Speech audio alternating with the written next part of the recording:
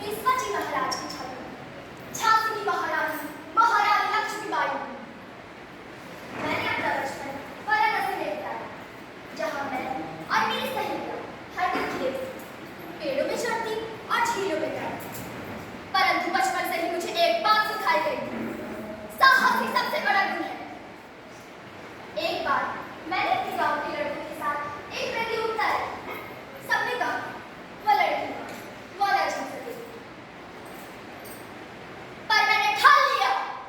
मैंने अपनी तलवार उठाई और कहा, देखो मैं भी लड़ सकती हूँ। उस दिन मैंने खेल में सभी को पीछे छोड़ दिया और तब सबने माना कि मैं सिर्फ एक लड़की नहीं बल्कि एक योद्धा भी हूँ।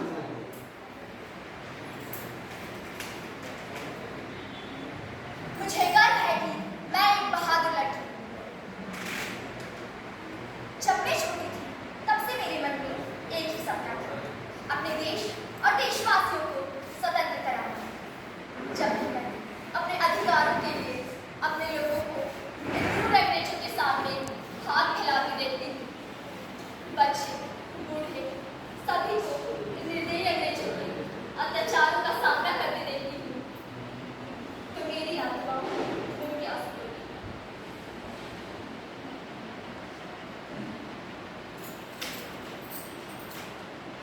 और उसी दिन मैंने ठान लिया कि जब मैं बड़ी हो जाऊंगी तो अपनी मातृभूमि की रक्षा करूंगी।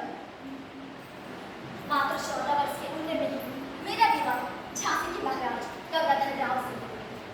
वह मेरे जीवन के सबसे प्यारे साथी थे। हमने एक दूसरे को बहुत समझा। जब हमने दामोदर को गोद लिया तो हमारी खुशी का ठिकाना नहीं था, परंतु समय ने हमारे सामने एक कठिन परीक्षा लगी। अचानक झांसी के महाराज को मौत हुई। उनकी बीमारी ने मुझे तोड़ कर रख दिया। मैंने अपनी आंखों के सामने संघर्ष करके देखा। फिर एक दिन वह हमें छोड़कर चले गए। मेरे जीवन का सबसे कठिन क्षण। मुझे अकेले को अपने बच्चे की जिम्मेदारी संभालनी। समाज की नजर ने मुझे और कमजोर कर दिया।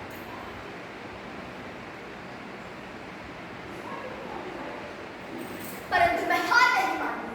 मैंने न केवल अपने बेटे बल्कि हर झांसी वासियों के लिए एक मजबूत स्तंभ बनने का संकल्प लिया। राज्य की जिम्मेदारियां मुझ पर थी। इन अंग्रेजों ने हक नीति के तहत हमारे झांसी को भी अपने कब्जे में करने की योजना बनाई। इन लालची अंग्रेजों ने हमारी जान से मेरे झांसी की कीमत 60,000 रुपए रखी। पर क्या मैं चंद रुपयों की खातिर अपना स्वाभिमान और अपने लोगों का विश्वास गिरवी रख सकती थी? कभी नहीं। मेरे पति की दी हुई शिक्षा और मेरे लोगों का मुझ पर विश्वास ने मुझे साहस दिया। 1857 का वह साल जब अंग्रेजों ने हमारी भूमि पर हमला कर दिया। उन्होंने मेरे रानी होने के रूप में मेरे हक को छीनने की कोशिश की, पर मैं हार नहीं मानी। मैंने अपनी तलवार उठाई और अपने लोगों के साथ खड़ी हो गई। मैंने कहा, यह मेरी धरती है और मैं इसे किसी को नहीं सौंपूंगी। मैंने सेना को संगठित किया। मैंने सबको प्रेरित किया कि हम एक साथ खड़े हैं। पर इसके लिए हमने काफी कुछ किया। कई वीर जवान मारे और मेरे दिल में उनके लिए दुख था। पर मैं जानती थी कि मुझे अपने लोगों के लिए लड़ना है।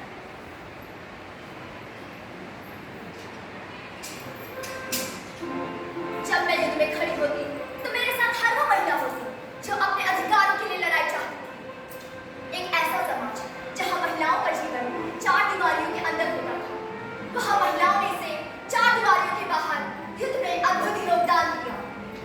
हम सब ने मिलकर दुश्मनों को हराया।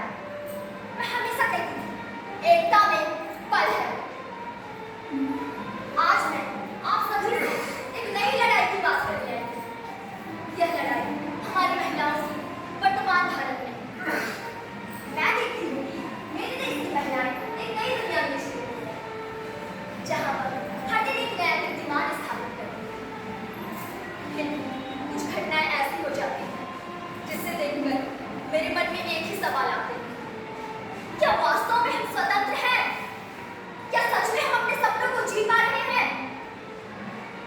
आज भी महिलाओं को अपनी आवाज उठाने में संघर्ष करना पड़ता है।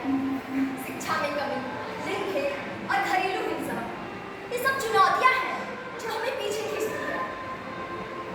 मैं उन सभी महिलाओं की बात कर रही हूँ जो अपने सपनों को पूरा करने के लिए लड़ रही हैं। मेरे समय में मैं सत्ता के खिलाफ उठ खड़ी थी। मैंने न केवल अपने अधिकारों के लिए लड़ाई की, बल्कि उन सभी के लिए की जो अपने सपनों को पूरा करने के लिए लड़ रहे थे। मैं ये जानूं कि झांसी की रानी एक व्यक्ति नहीं, एक व्यक्तित्व है। तुम्हारे अंदर भी वह साहस है। तुम अपनी पहचान बनाओ, अपने अधिकारों के लिए लड़ो। हमें यह समझना होगा कि शिक्षा ही सबसे बड़ा हथियार है। जब महिलाएं शिक्षित होगी तो अपने अधिकारों के लिए आवाज उठा सकती। मैं चाहती हूँ कि हर बच्चे विद्यालय जाए, हर महिला अपने अधिकारों को जाने। मैं चाहती हूँ हर महिला, चाहे वो गाँव में हो या शहर में, अपने सपनों को पीछा करने से ना डरे, साहस का प्रतीक बने। हमारे संघर्षों से ही हम अपनी पहचान बना सकते हैं।